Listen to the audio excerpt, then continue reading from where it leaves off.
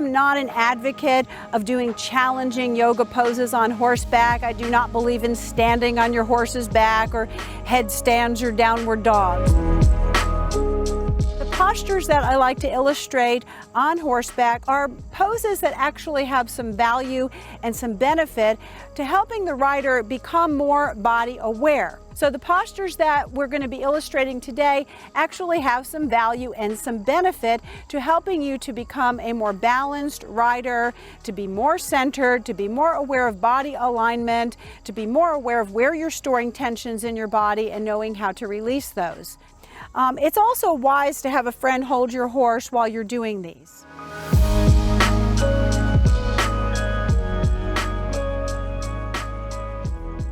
We're going to start with a little bit of movement, starting to wake up the body gently and mindfully today. Some of this stuff you can do while you're watching if you'd like to join us. So Melanie, I'm going to have you start with just some simple shoulder rolls. Just rolling your shoulders in any direction that feels good. They can be back, forward, you can even shrug them up and down.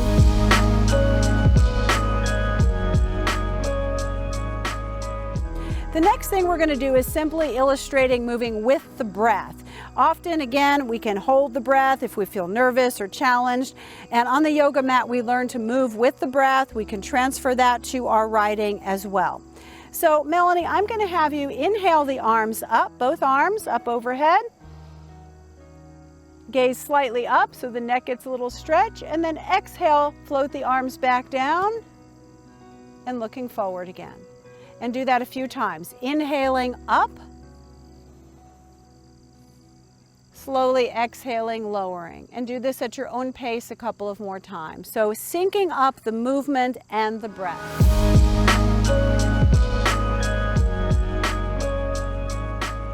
Next, we're going to move into a spinal twist. So keeping the spine supple is very important in riding and in life. Keeping a healthy back can translate to keeping a healthy body. Many nerves run along the sides of the spine. So we're going to wake up the spine here a little bit this morning. So I'm going to have you take your left hand and put it on Freya's right side, right wither. Good. And the other hand on the hind quarter, or you can use the back of your saddle. Now keep in mind, these can be done in an English saddle, a Western saddle, or as you'll see pictured in my Yoga for Riders book, I do some of them bareback as well. So as you exhale, twist into the spinal twist, take a few deep breaths, and then slowly inhale back to center. Come on back around, pause there, put your hands on her withers, take a deep breath, and then we're going to do the other side. So before you twist, go ahead and place your hands in place. Before you twist, pull up tall out of the waist and then exhale into the posture. And look over that back shoulder so the neck is also involved in the spinal twist.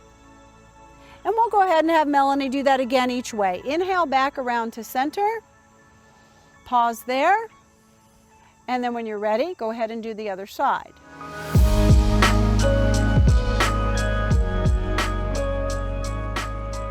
Now we're going to take the arms around behind, interlace your fingers, and this posture is called Yoga Seal. You're going to open the chest, squeezing the shoulder blades toward each other, raise the arms slightly, and you never want to feel pain in yoga, whether it's on the mat or in the saddle. It's okay to feel a slight discomfort or a little challenge and breathe through that challenge, but never take these stretches to the point where they are painful. And then slowly release the arms, and then I want you to just be present and feel what I call is the second half of the posture. That's the release of energy, the release of tensions and tightness from your body.